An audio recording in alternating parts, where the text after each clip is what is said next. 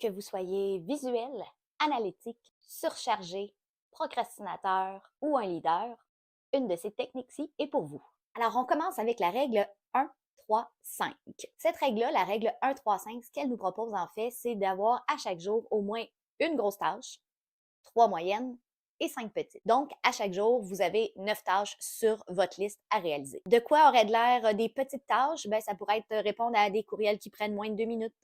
Ça pourrait être préparer une réunion qui est récurrente, donc toujours un peu la même, qui reste juste quelques petites choses à changer. Commander des fournitures de bureau. De quoi aurait de l'air des moyennes tâches? Ça pourrait être la mise à jour d'un document en faisant des petites modifications dans celui-ci ou encore publier des publications qu'on a déjà préparées, donc sur notre site web ou sur nos réseaux sociaux. Et finalement, une grosse tâche, comme lancer un site web, organiser une réunion non régulière pour l'organisation ou encore faire une séance de brainstorming. Une façon similaire de voir les choses pour les personnes qui sont très visuelles, c'est la théorie du vase ou encore la théorie de la jarre. Donc, cette théorie-là, en fait, ce qu'elle nous permet de visualiser, c'est que si on a plein de petites tâches qui seraient représentées par du sable, plein de moyennes tâches qui sont représentées par des billes et des très grosses tâches qui seraient représentées par des grosses roches, puis qu'on essaye de tout mettre ça dans un vase, ben si on commence par mettre le sable, les billes, puis après ça les roches, ben les roches ils vont dépasser du vase, ils rentreront pas toutes. Par contre, si on commence par mettre les roches, les billes vont pouvoir se faufiler à travers les roches. De la même chose qui se passe pour le sable, et donc toutes nos tâches finissent par rentrer dans notre journée.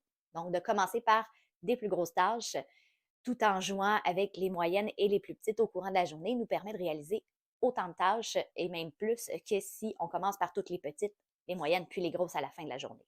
Vous avez compris, dans les deux premiers exemples, en fait, les deux premières techniques, on commence par la grosse tâche. C'est aussi le principe qui est à la base de la technique Eat the Frog First. Donc, ou mange la grenouille en premier en français. Donc, ça nous vient en fait d'une citation de Mark Twain qui, en traduction libre, disait « Si la première chose que tu fais le matin, c'est manger la belle grosse grenouille juteuse qui t'écœure, ben, il peut pas t'arriver pire que ça dans la journée. Donc, le pire est fait, on passe à du positif. Cette technique-là, en fait, de Eat the Frog peut être utile, par exemple, si vous avez des objectifs à très long terme. Donc, des choses là, qui semblent floues dans le futur, qu'il y a des gros morceaux, des grosses choses à préparer. Donc, on doit absolument diviser en plusieurs tâches. Ça nous permet justement de faire le gros morceau en premier, puis après ça, de se concentrer sur les choses qui sont plus légères. Une autre stratégie pour les gens qui ont des objectifs à long terme, c'est la RPM, donc la Rapid Planning Method. Donc, dans cette méthode-là, évidemment, pour nos objectifs à long terme, on s'assure de capturer toutes les idées, tous les éléments du projet, finalement. Une fois qu'on est pas mal sûr d'avoir tout capturé, on va se prendre un document, une feuille de papier ou à l'ordinateur et on va faire 3 colonnes. Pour chaque tâche, on va déterminer le résultat souhaité de cette action-là et surtout le pourquoi. Pourquoi on fait cette tâche-là. Prochaine technique pour nos créatifs ou encore ceux qui se sentent un peu épuisés ces temps-ci. Cette technique-là, elle vient d'un entrepreneur et auteur qui s'appelle Francesco Cirillo. La méthode Pomodoro, vous la connaissez probablement. C'est la méthode qui nous propose en fait de travailler un 25 minutes très concentré sur une tâche, de prendre une pause de 5 minutes après. On recommence 25 minutes, on travaille sur la tâche, 5 minutes de pause. On répète ça, dans le fond, 4 fois le 25-5 et le dernier 5 minutes, en fait, on l'étire un peu pour une pause de 20 ou 30 minutes. Pour nos surchargés de travail, on a la méthode Getting Things Done ou s'organiser pour réussir de David Allen. D'ailleurs, cette technique-là, elle n'est pas seulement bonne pour les personnes qui sont surchargées, elle est aussi très bonne pour les personnes qui ont des difficultés de concentration. Donc, je vous en ai déjà parlé ici. Vous avez un beau petit vidéo que vous pouvez consulter sur toute la technique. En résumé, en quelques mots, on s'assure de capturer toutes les idées qui nous passent par la tête pour se vider l'esprit, parce que notre cerveau, il est fait pour avoir des idées et non les retenir. Puis, on traite tous les entrants en fonction d'une liste assez simple. En fait, je vous le rappelle, si c'est activable ce qu'on a reçu comme entrant, est-ce que ça prend moins de 2 minutes? Si oui, on le fait maintenant. Est-ce que c'est vraiment à moi de le faire? Si oui, on le planifie à la liste de tâches. Sinon, on envoie ça à la bonne personne. Et si c'est plus de l'information, des choses qui n'ont pas à être activées maintenant ou dans un avenir approché, on peut le mettre soit en référence dans une bibliothèque d'archives ou encore simplement le supprimer ou le mettre sur une liste pour le futur de un jour peut-être je ferai ça. Si vous êtes du genre à faire de la procrastination, il y a aussi une méthode pour vous, c'est la loi Parkinson. La loi Parkinson, ce qu'elle nous dit, c'est que si on prévoit qu'une tâche va nous prendre 1 heure, ben elle va prendre 1 heure au complet. Donc, c'est un peu le principe comme si on pensait à du gaz dans un contenant. Ben, le gaz va s'étirer pour prendre tout l'espace disponible. C'est la même chose qui se passe avec une tâche quand on prévoit un certain nombre de temps pour la réaliser. Donc, cette loi-là, en fait, elle vient d'un Anglais, Cyril Northcote Parkinson. Une première stratégie qu'on peut mettre en place en fonction de la loi Parkinson, c'est de, oui, définir quand même que cette tâche-là, on pense que ça va nous prendre 1 heure, mais on raccourcit de la moitié. Donc, au lieu d'1 heure, on se donne 30 minutes et on s'active. Donc, le fait de réduire le temps nous permet de se mettre en action plus vite parce que là, il y a un petit sentiment de pression qui apparaît. Ou encore, ben, on va se mettre des délais. Donc, si, par exemple, j'ai une tâche qui n'a pas vraiment de délai, ben, je vais me dire, je veux que ça soit fait pour tel moment. Donc, ça va nous aider à utiliser la loi Parkinson pour réaliser nos tâches si vous avez des défis de procrastination. Pour les personnalités de type leader, c'est la matrice Eisenhower qui est adaptée à votre type de personne. Donc, la matrice Eisenhower, on se rappelle, ça aussi j'en ai déjà parlé, c'est en fait de analyser chaque tâche en fonction de est-ce que c'est urgent ou non et est-ce que c'est important ou non.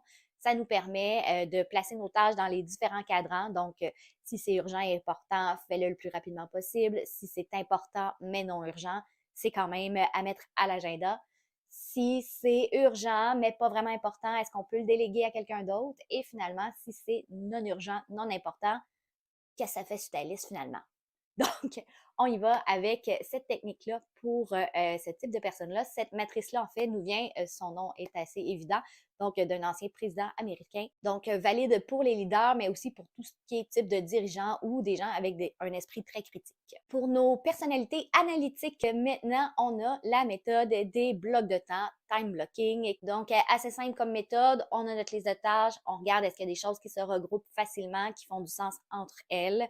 Par exemple, ben, si je vais faire de la comptabilité dans ma journée, puis que plus tard, j'ai d'autres paiements à faire, ben, on va regrouper ça parce que ben, mon logiciel de comptabilité est ouvert. Tout va être tout faire en même temps.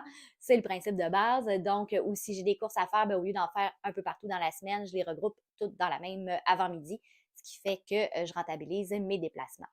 Alors, on a notre liste de tâches, on regroupe, on bloque ça à l'agenda. À tel moment, ça serait ça qui est à prioriser. À tel autre moment, c'est ça qui est à prioriser. Et évidemment, il faut estimer le temps que ça va nous prendre faire cette tâche-là ou ce regroupement de tâches-là. Une chose importante dans la stratégie du time blocking, c'est que notre agenda, il est toujours sous la main pour se référer à notre liste de tâches, en fait, qu'on a décidé de prioriser pour cette journée-là.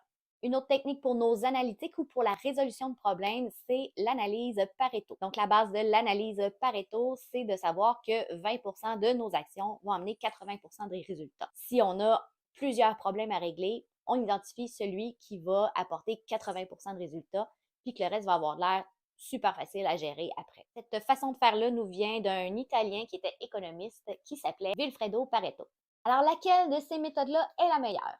Ben, vous ne serez pas surpris de m'entendre dire, ça dépend de vous. Donc, chaque personne a évidemment les techniques qui vont lui être plus adaptées. Donc, que ce soit en fonction de votre type de personnalité, des fois en fonction aussi de votre humeur du jour, ça peut jouer.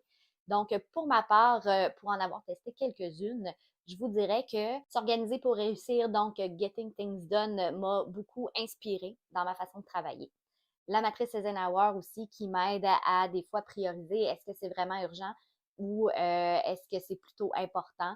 Est-ce que je garde cet élément-là dans mes listes? Donc, ça aussi, c'est un outil très utile de mon côté. Vous ne serez pas surpris de m'entendre dire la méthode de time blocking aussi que j'utilise à tous les jours, en fait, en tout temps et même dans ma vie personnelle. Et j'aime bien dernièrement l'analyse Pareto aussi qui me permet de garder en tête, ben, dans tout ça, qu'est-ce qui va m'apporter le plus de résultats.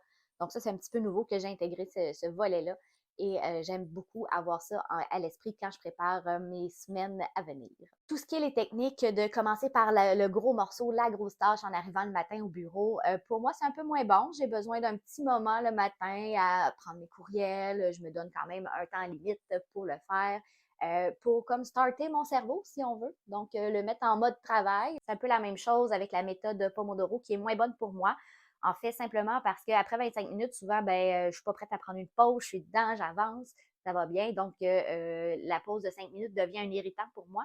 Et si je la prends, ben, quand je m'y remets le 5 minutes après, ben là, mon cerveau, il veut absolument que je repasse ce que j'ai déjà fait dans le premier 25 minutes. Donc, je perds du temps à ce moment-là pour me remettre dedans, si on veut. Pour moi, c'est pas la bonne stratégie. Pour plus d'informations sur certaines de ces techniques-là, je vous invite à voir ma playlist gestion du temps. Je vous souhaite une belle fin de journée.